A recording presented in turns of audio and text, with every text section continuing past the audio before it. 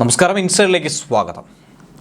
താൻ പുറത്താകുന്നതിന് മുൻപ് തന്നെ പുറത്താക്കാനുള്ള എല്ലാവിധ കാര്യങ്ങളും പൊളിച്ചെഴുതി മുന്നോട്ട് നീങ്ങുക എന്നുള്ള തിരിച്ചറിവിലൂടെ തന്നെയാണ് ട്രംപ് ഇത്തവണ വൈറ്റ് ഹൗസിൻ്റെ പടി ചവിട്ടാനൊരുക്കുന്നത്.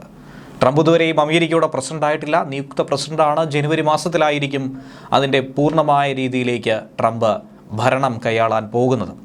ഇപ്പോഴും തിരഞ്ഞെടുപ്പ് പ്രക്രിയ നീണ്ടുകൊണ്ടിരിക്കുന്നു. അപ്പോൾ ട്രംപ് അതിന് മുന്നോടിയായി ചില ഹോംവർക്കുകൾ ചെയ്തുകൊണ്ടിരിക്കുന്നു.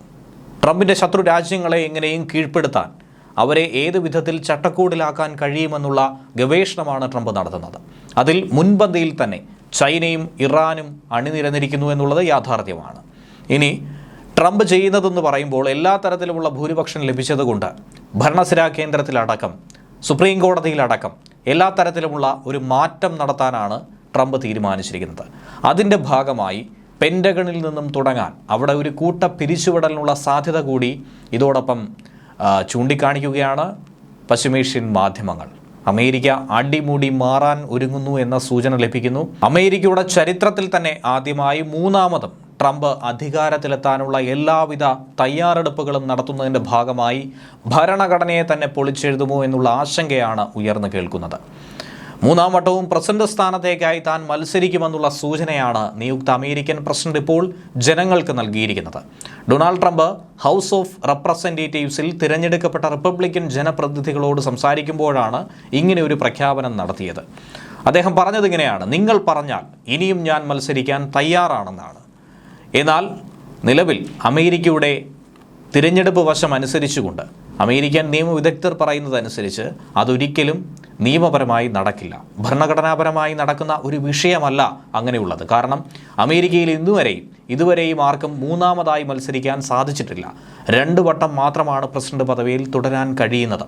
അതും ട്രംപ് ഇതാദ്യമായിട്ടാണ് 125 വർഷങ്ങൾക്ക് ശേഷം തുടർച്ചയല്ലാതെ 2 വട്ടം അമേരിക്കൻ പ്രസിഡന്റ് പോലും ആകുന്നത്.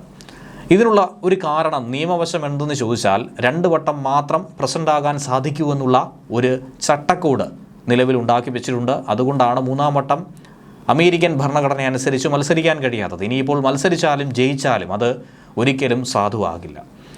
ഇനി ട്രംപിനത് മത്സരിക്കണമെങ്കിൽ, ട്രംപിന് വിജയിക്കണമെങ്കിൽ മറ്റൊരു കാര്യമാണ് അവിടെ നിൽക്കുന്നത്.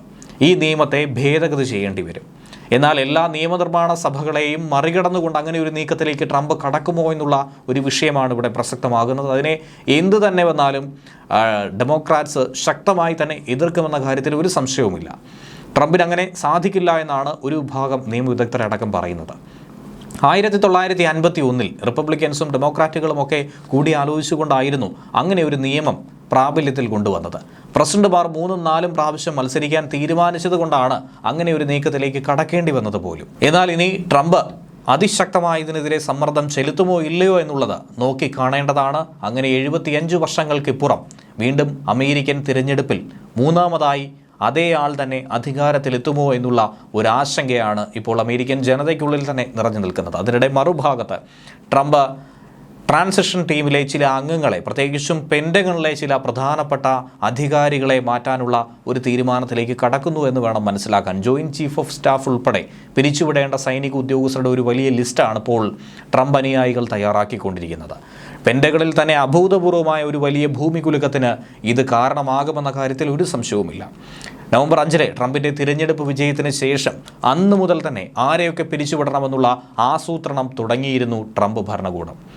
ഇത് പ്രാബല്യത്തിലാക്കാൻ ട്രംപ് എന്ന് അധികാരത്തിലെത്തുന്നോ അന്ന് മുതൽ പ്രാബല്യത്തിൽ കൊണ്ടുവരാനുള്ള നീക്കങ്ങൾ തന്നെയാണ് നടത്തുന്നത്. ട്രംപ് ഇതിനെ പൂർണ്ണമായും അംഗീകരിക്കുമോ എന്നുള്ളത് കൂടി കണ്ടറിയേണ്ടതാണ്. എന്നാൽ പോലും മുൻകാലങ്ങളിൽ തന്നെ വിമർശിച്ചിട്ടുള്ള അധികാരികൾക്ക് നേരെ, പ്രതിരോധ നേതാക്കൾക്ക് നേരെ ഒക്കെ തന്നെ ശക്തമായ ഭാഷയിൽ ട്രംപിൻ്റെ മറുപടി വരുമ്പോൾ അവരെയൊക്കെ ഇരുത്തിക്കൊണ്ടൊരു മുന്നോട്ട് പോകാൻ ഒരിക്കലും ട്രംപ് തയ്യാറാകില്ല എന്നുകൂടി മനസ്സിലാക്കേണ്ടതാണ്.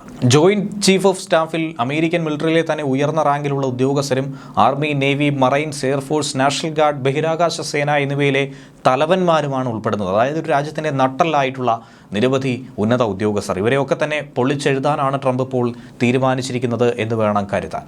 അതേസമയം 4 വർഷത്തെ ഇടവേളയ്ക്ക് ശേഷം ട്രംപ് പിന്നെയും വൈറ്റ് ഹൗസിലെത്തിയ ഒരു വാർത്തയും പുറത്തു വരുന്നുണ്ട്. പ്രസിഡന്റ് ജോ ബൈഡനെ കാണാൻ വേണ്ടിയിട്ടാണ് ട്രംപ് ബുധനാഴ്ച ഓവൽ ഓഫീസിലേക്ക് എത്തിയത്. അതിൻ്റെ ചിത്രങ്ങൾ ഇതിനോടകം തന്നെ പുറത്തു വരുന്നുണ്ട്. ഇത്രയും കാലത്തിനൊടുവിൽ ട്രംപ് വീണ്ടും വൈറ്റ് ഹൗസിലേക്ക് കാലുകുത്തുന്നത് വലിയൊരു വാർത്തയായി തന്നെയാണ് പാശ്ചാത്യ രാജ്യങ്ങൾ നിലവിൽ പ്രചരിപ്പിക്കുന്നത്. നേരത്തെ സുഗമമായ അധികാര കൈമാറ്റം ബൈഡൻ ഉറപ്പ് നൽകിയിരുന്നു. ഈ വിജയത്തെ പരിപൂർണമായും അംഗീകരിക്കുന്നുണ്ടായിരുന്നു. കമലാ ഹാരിസും ഇത് ശരിവെച്ചുകൊണ്ട് തന്നെ രംഗത്ത് വന്നിരുന്നു. 2020 തിരഞ്ഞെടുപ്പ് പരാജയത്തിന് ശേഷം ഇതാദ്യമായിട്ടാണ് ട്രംപ് വൈറ്റ് ഹൗസിൽ കാലുകുത്തുന്നത്. അമേരിക്കൻ പ്രസിഡന്റ് തിരഞ്ഞെടുപ്പിൽ ഡൊണാൾഡ് ട്രംപ് വിജയിച്ചതോടെ അധികാര കൈമാറ്റത്തിനുള്ള നടപടികളിലേക്ക് വൈറ്റ് ഹൗസ് തുടങ്ങിയിരിക്കുന്നുവെന്ന് വേണം മനസ്സിലാക്കാൻ. അത് കൃത്യമായി തന്നെ ഡെമോക്രാറ്റ്സ് അംഗീകരിച്ചു കഴിഞ്ഞിരിക്കുന്നു പരാജയം. നിലവിലെ പ്രസിഡന്റ് ബൈഡനും വൈസ് പ്രസിഡന്റ് ഡെമോക്രാറ്റിക് സ്ഥാനാർത്ഥിയുമായിരുന്ന കമലാ ഹാരിസും ട്രംപിനെ നേരത്തെ ഫോണിൽ വിളിച്ച് സംസാരിക്കുകയും അഭിനന്ദനം അറിയിക്കുകയും ചെയ്തിരുന്നു. അതിന് പിന്നാലെയാണ് അധികാരം കൈമാറാനുള്ള എല്ലാവിധ തീരുമാനങ്ങളും അണിയറയിൽ തുടങ്ങിക്കഴിഞ്ഞിരിക്കുന്നത്.